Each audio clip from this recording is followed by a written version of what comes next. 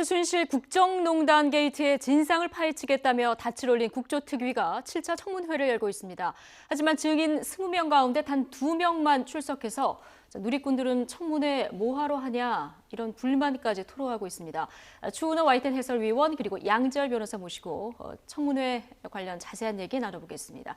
자, 두 분 어서 오십시오. 네, 안녕하십니까. 안녕하세요. 자, 20명 증인으로 채택했습니다만은 단 2명만 지금 나왔고요. 참고인까지 하면 3명이죠. 조윤선 장관, 그리고 박상진 삼성 사장, 그리고 미용사 자매 이렇게 나올 줄 알았는데 이마저도 안 나왔습니다. 그렇습니다. 오늘 채택된 증인이 모두 20명이었습니다. 예. 오늘 청문회가 왜 중요하냐면은 사실상 마지막 청문회가 될 가능성이 높습니다. 예. 물론 이제 국정조사 특위 활동을 한 달간 30일 동안 연장하자. 오늘 합의는 이런 것이 이제 국조특위 차원에서는 예. 합의가 됐습니다만은 국회 본회의 차원에서 네. 본회의를 통과해야 되는 문제인데 여야 예. 원내대표가 합의할지 아직 불투명한 상황이거든요. 그래서 예. 만약에 활동이 15일 당초 계획대로 15일 끝난다라면은 오늘이 네. 마지막 청문회입니다. 그래서 아예 합의가 안 되면 그냥 사실상 오늘로 끝나는 사실상 거군요. 오늘 청문회는 오늘날 끝나는 겁니다. 그래서 네. 활동 자체도 15일로 끝나게 되는 거고요. 네.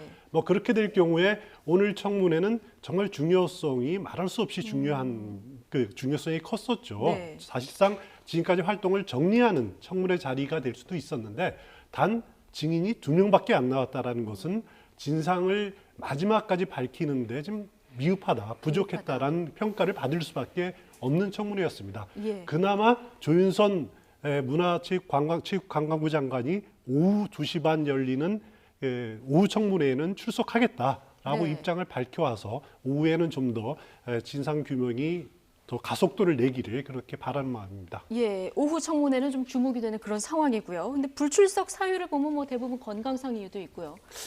건강상의 이유라는 네. 게 굉장히 막연하죠. 네. 그러니까 정말 청문회 불출석 사유서 자체를 좀 보강을 하자는 얘기가 나올 수밖에 없는 게 예. 정말로 건강상이면 하다못해 진단서라도 첨부를 해서 뭘 청구를 하든지 네. 제출하든지 해야 되는데 누가 몸이 안 좋다라는 건 너무나 막연한 이유지 않습니까? 그런 이유 불면증도 때문에 있더라고요. 불면증도 있었고 그냥 예. 건강상 이유라고도 있었고요. 네. 그래서 청문회법 자체를 이번 기회에 조금 더 손질을 하자. 출석을 강제한다거나 동행명령의 실효성을 높이는 방안이라든가 이런 부분이 논의가 되고 있고 네. 아까 말씀하신 것처럼 국조특위가 그래도 가결을 하면서 이런 부분들도 다시 보강을 하겠다는 얘기까지 나왔는데 네. 말로만 끝나지 않고 정말로 국회 본회의 차원에서 뭔가 손질이 있어야겠죠. 네. 역시 가장 관심은 조윤선 문체부 장관이었는데요. 오전에 국무위원인데도 안 나왔다 그래서 의원들의 상당한 비판이 있었습니다. 해임 결의안 이야기까지 나왔는데요. 이 오전 상황이 어땠는지 하태경 바른정당 의원 그리고 안민석 민주당 의원의 얘기 듣고 다시 오겠습니다. 근데 불출석 사유서를 보면 본인의 위증 관련해서 법리적 방어를 할 수밖에 없다. 다시 말해서 이제는 진실을 감추어야 될 피의자라는 것을 본인이 직접 시인하고 있는 것입니다. 조윤선 증인이 이제는 장관으로서의 자격을 상실했다라는 걸 스스로 인정을 했기 때문에 특위 결의로 조윤선 장관 해임 결의안을 채택하는 것이 저는 타당하다고 생각됩니다. 숨는 자가 범인입니다. 특히 오늘 국무위원이면서도 출석을 하지 않은 조윤선 장관을 향한 응분의 대가가 있어야 됩니다. 오늘 오후에라도 세종시를 찾아가서 장관을 향한 청문회를 현장에서 조윤선 현장 청문회를 제안을 하겠습니다. 네.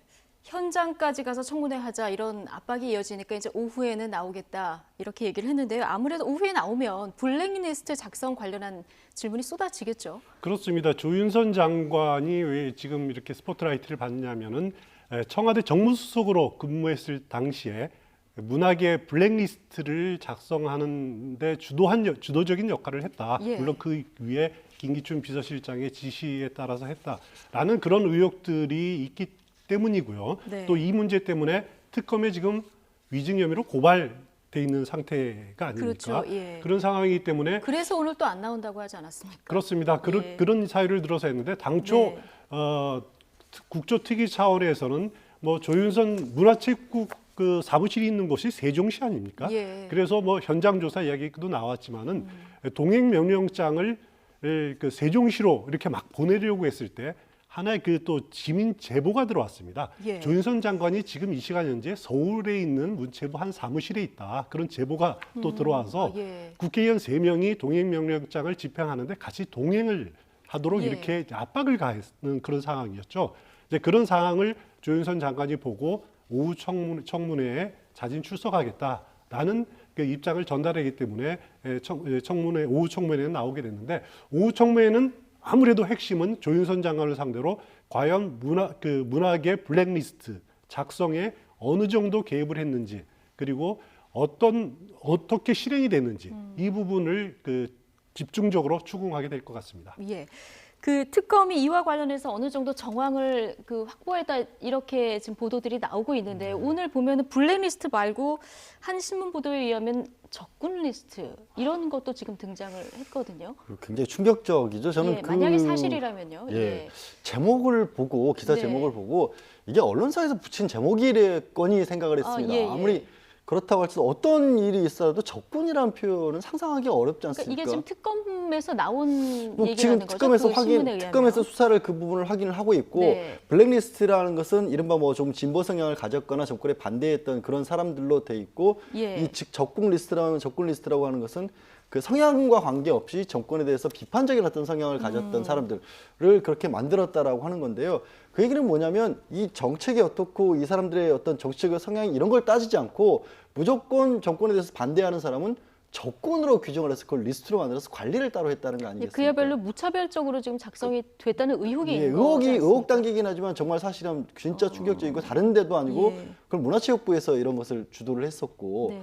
대한민국의 이 정권에서 가장 큰 사업 중에 하나로 내세웠던 게 문화융성 사업인데 예. 그런 부분에 있어서를 성향에 따라서 더군다나 정권의 비판적인 이유만으로 지원을 끊고 단체를 존속할 수 없도록 만들었다 한다면 문화융성이 어떻게 이루어질 수가 있겠습니까? 예.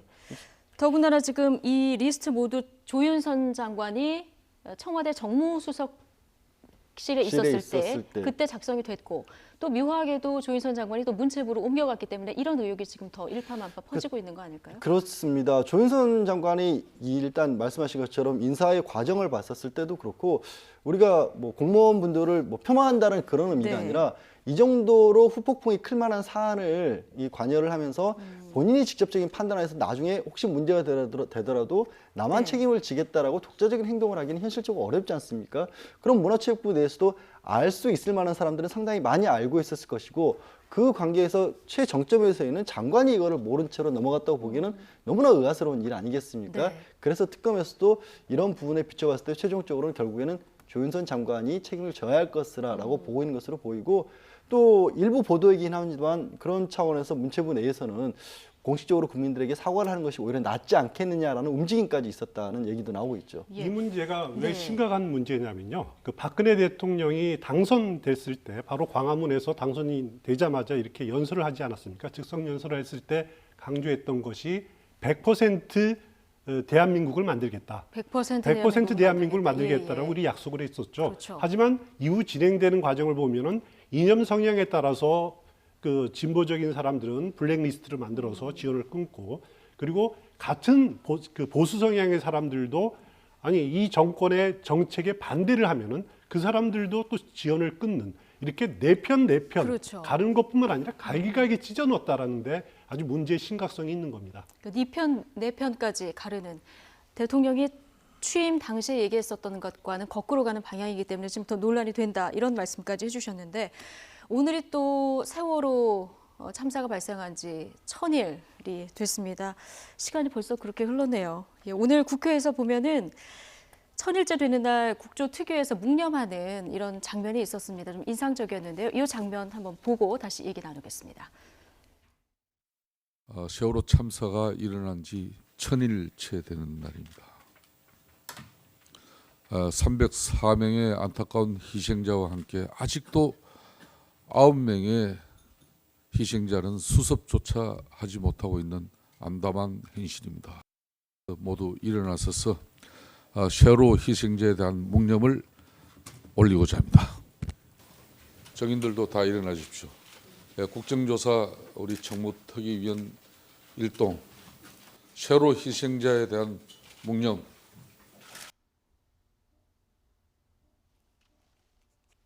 네. 자, 국회의 묵념 장면 지금 보셨는데요. 오늘 뭐 관련해서 정성주, 정매주 자매부터 해서 뭐 윤전추 행정관, 이영선 행정관 나오면 뭔가 세월호 7시간에 좀 열쇠가 좀 풀릴까, 좀 의혹이 풀릴까 이런 기대가 있었는데 아무도 나오지 않았습니다, 사실. 그렇습니다. 예. 다들 뭐 건강상의 이유를 들거나 아니면은 뭐 이런저런 이유를 핑계를 대고 나오지 않았기 때문에 7시간의 그 의혹은 여전히 국조특위 차원에서는 명확하게 밝히지 못한 채 지금 넘어갈 수밖에 없는 네. 그 상황이 됐습니다. 물론 아직 특검의 수사와 그리고 헌법재판소에서 탄핵 심판 과정에서 이런 부분들이 더 명확하게 정말 밝혀지기를 그런 네. 마음뿐입니다.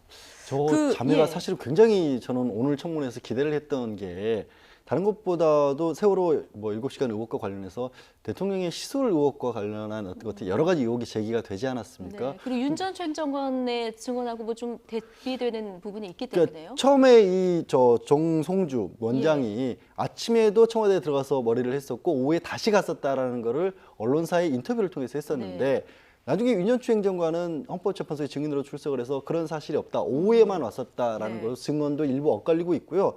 무엇보다 말씀드렸다시피 가장 가까이서 대통령의 얼굴 부위를 주로 집중적으로 예. 이렇게 관리를 했던 사람들이고 이 사람들이 단순하게 어떻게 보면 뭐 청와대와 계약을 해서 미용만을 했던 정도가 아니라 대통령이 그 국제회의에 참석했을 때도 5명의 수행비서 중에 2사람이 들어가 있었습니다. 예. 국제회의에 외교 전문가가 아니라 2사람의 미용 전문가가 따라갔을 정도로 항상 곁에서 모셨던 사람들이기 때문에 만약에 뭔가 시술이라든가 무혹이 있었다라면 가장 누구보다 잘 알 수밖에 없는 사람들 아니겠습니까? 그렇죠. 분정을 하면서 여기에 흉터라든가 이게 있다면 예. 그걸 못 봤을 리가 없고 그걸 가리기 위한 어떤 것이라도 했었을 그럴 사람들이기 때문에 뭔가 나오려면 확실하게 좀 추궁할 수 있었을 텐데 그게 오늘 새벽까지도 나온다고 했었다가 갑작스럽게 2사람이 불석 사유서를 냈고 그 팩스를 발송한 시간도 같고요. 사유도 같아서 지금 배우설 주장까지 하태경 의원이 한 그런 상황이지 않습니까?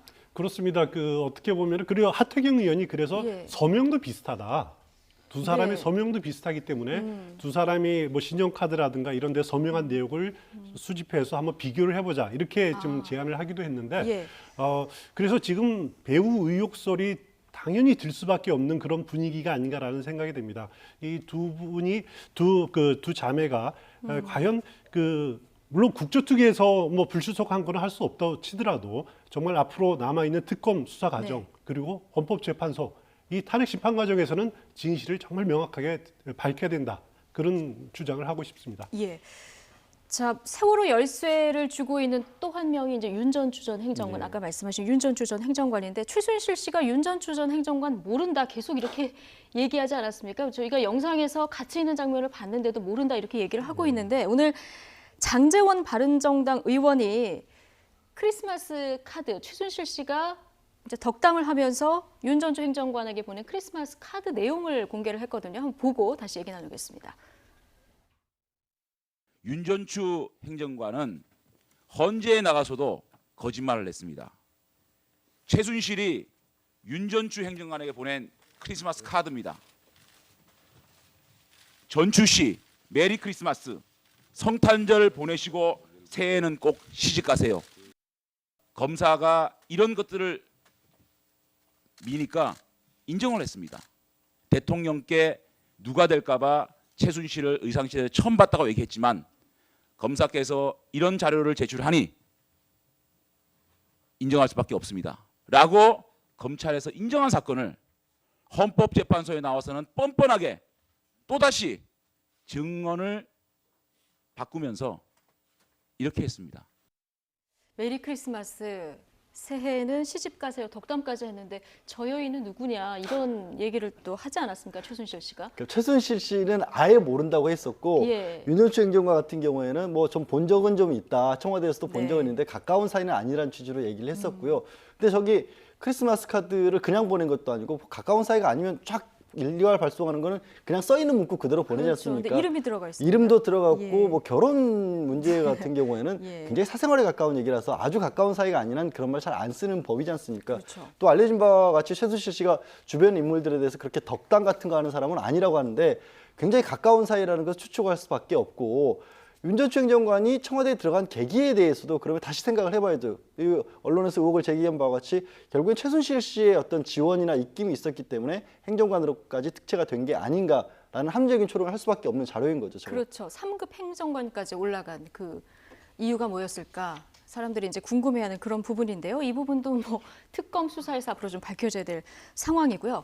오늘 또 주목되는 증인 가운데 한 명이 삼성의 박상진 사장이지 않았습니까? 그렇습니다. 네, 박상진 사장도 역시 안 나왔는데 오늘 뭐 그러니까 김한정 의원이 오후에 삼성도 현장 청문회 하자 이런 얘기도 나왔고요. 손혜원 의원은 최순실 국정농단의 중심은 삼성이다 이런 얘기도 했습니다.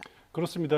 오늘 마침 또 특검에서는 또 삼성 관계자 2명이 네, 사장 미래전략실의 핵심 2명이 멤버죠. 또 수사를 받고 있고 예. 오늘 박상진 삼성전자 사장은 출석하기로 했지만 건강상의 이유를 또 마찬가지로 됐습니다. 네. 대고 이렇게 출석을 하지 않았는데 삼성이 정유라 씨의 독일 체류 중에 승마 네. 문제를 지원하는 것에서 가장 결정적인 역할들을 해왔기 때문에 이 고리를 정말 명확하게 드러내면서 이것이 정경유착의 고리를 끊는 계기를 삼기를 기대하는 마음들이 상당히 컸었는데 이렇게 끝까지 증인 출석을 거부함으로써 이런 국민적인 요구를 외면했다라는 부분들은 정말 과연 이래도 될까? 이런 큰 예. 기업들이 이래도 될까라는 그런 의구심을 품지 않을 수가 없는 대목입니다. 예.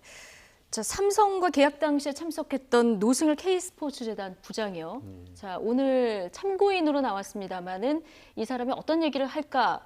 워낙 증인들이 안 나왔기 때문에 이제 주목이 됐었는데요. 이런 얘기를 했습니다. 삼성과 최순실 간의 관계는 전적으로 최순실이 갑이었다. 이런 얘기를 했고요. 지금 한간에 예. 받고 있는 의혹 자체가 삼성이 이 청와대의 도움을 받기 위해서 박근혜 대통령의 도움을 받기 위해서 뇌물죄로 지금 최순실에게 모든 지원을 한 거 아니겠습니까? 그렇다면 그 관계 자체에서 최순실이 갑일 수밖에 없고 그것을 드러내주고 있는 게 200억이 넘는 거대한 지원도 그렇지만 이 K스포츠가 실제로 하는 승마 선수단을 운영을 할 때를 과정을 봐도 네. 3명의 선수 선발 같은 경우도 다 주도적으로 삼성이 아니라 최순실이 하기로 예. 했었고 뭐 이런 얘기들도 나오고 있습니다. 그 서류에 보면은 나머지 선수들 같은 경우에는 정유라 씨의 말에 반값 정도만 주고 구매를 하는 것으로 계획을 예. 잡고 있었고요. 그러니까 이런 거죠. 장기화됐었을 경우에는 정유라 한 사람만 지원을 받는 게 뭔가 의혹이 될 수도 있고 문제가 제기될 수 있기 때문에 한 2-3사람 정도 더 추가적으로 할 계획은 있었지만 네. 어디까지나 구색 맞추기였으니까 아예 그런 식으로 처음부터 계획을 잡았던 거 아니겠습니까? 예. 그러니까 노승일 부장 입장에서는 최순실이 삼성의 갑이었다라는 표현을 쓸 수밖에 그런 없는 느낌을 거죠. 받았다는 거고요. 운동선수로서의 정유라 씨의 자질은 별로 없었다. 이런 얘기까지 했는데요. 오늘 노승일 부장의 청문회에서의 증언 한번 들어보고 얘기 더 나눠보겠습니다. 전적으로 최순실이 갑이었고요. 그 선수를 뽑는 것 자체도 최순실이 다 관여를 했습니다. 정유라 선수는 운동선수로서의 그런 자질은 전혀 없었습니다. 왜 그러냐면 몸 관리라든지 아니면은 그 개인적인 트레이닝이라든지 그런 훈련보다도 그 여가 시간이나 일과 시간을 더 많이 즐겼던 것 같습니다. 운동선수로서의 자질이 크게 없었다. 이런 증언인데요. 뭐 이제 개인의 의견입니다만 삼성은 왜 그렇게 지원을 하려고 했을까요? 뭐 여러 가지 예. 추측이 가능한 부분이죠. 물론 이제 삼성이 표면적으로 드는 이유는 그 당시에 삼성이 승마협회 회장사였다. 그렇죠. 그렇기 예. 때문에 적극적으로 2020년 동경올림픽을 겨냥을 해서 국가대표 유망주들을 모아서 이렇게 이제 지원하겠다라는 그런 이유를 내세웠는데 네. 사실 그렇지만은 어떻게 지금 이제 특검에서 규명하고자 하는 것은 이것이 뇌물이 아니냐라는 부분들을 입증하려고 지금 하고 있는 것 아닙니까? 예. 그 부분들에 대해서 삼성은 그것이 아니다. 오히려 압력에 의해서 어쩔 수 없이 지원한 거다라는 식으로 지금 방어 논리를 펴고 있는 그런 단계인 것 같고요. 네. 그래서 그런 것들이 특검에서 과연 뇌물죄를 어느 정도까지 입증하느냐라는 것이 지금 가장 초미의 관심사다라고 말씀드릴 수 있습니다. 예. 근데 이 노승일 부장이요. 오늘 안민석 의원이 신변의 위협을 느끼냐고 질문을 했더니 느낀다. 나를 미행하는 사람이 있는 것 같다. 이런 얘기를 했는데요. 자, 직접 한번 들어보고 얘기를 나눠보겠습니다. 최근에 신변 위협을 느끼고 있습니까? 예, 있습니다. 구체적으로 이야기할 수 있습니까?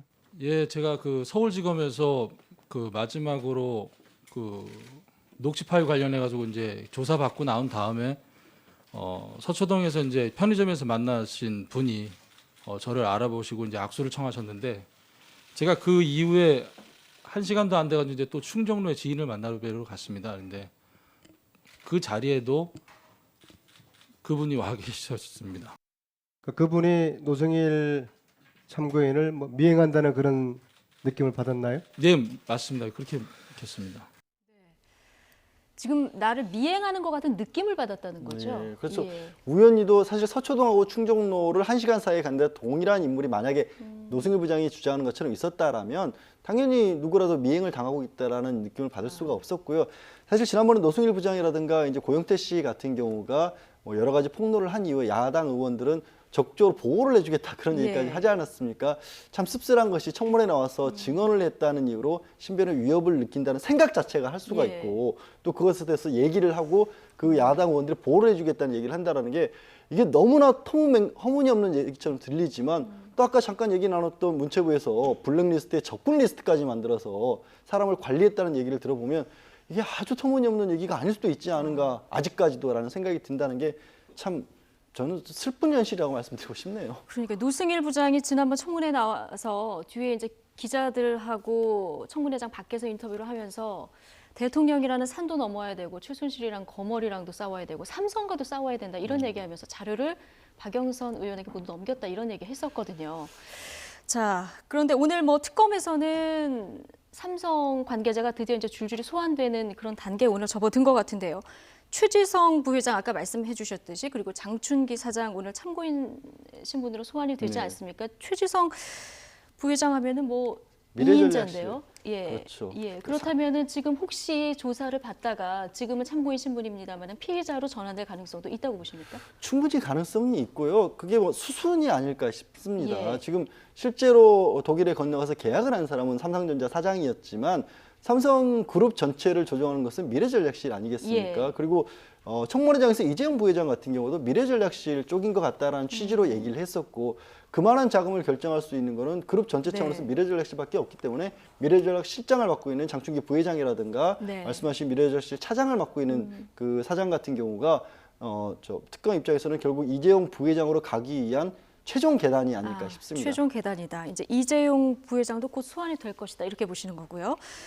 자, 최순실 씨 특검이 오후에 또 나와라 했는데 오늘도 못 나온다. 이렇게 밝혔습니다. 오늘은 뭐 재판 준비해야 되고 탄핵 심판도 출석해야 된다. 이런 이유를 밝혔네요. 그렇습니다. 최순실 씨 뭐 어차피 지금 검찰에 의해서 기소가 돼 있는 상태고 재판이 진행 중이니까 예. 특검에 가서 또 수사를 받으면은 자신한테 그 불리한 부분들만 자꾸 쌓여갈 거니까 아예 특검 수사를 응하지 않겠다라고 하는 그런 지금 상황인 것 같습니다. 네. 그 핑계는 뭐 검찰 수사 재판 중이고 네. 탄핵 심판 준비해야 된다 이렇게 하고 있는데 사실 그 피의자가 자기 유리한 대로 이렇게 선택할 수 있는다는 것이 이런 경우가 거의 없죠. 참 그렇습니다. 보통 일반인들로서는 그렇게 상상할 특검 수 없는 수사를 일이죠. 거부한다는 건 상상도 할 수 없는 일이죠. 그러니까 뭐 건강상 이유, 정신적 충격, 심신이 회피 우리가 참 여러 가지 이유를 많이 봤는데 어쨌든 오늘도 안 나온다 불출석 사유를 제출을 했고요. 결국 자기 재판만 나오겠다 이런 입장인 것 같습니다. 자, 지금까지 추은호 와이드 해설위원 그리고 양절 변호사 두 분 모시고 얘기 나눠봤습니다. 고맙습니다. 네, 고맙습니다.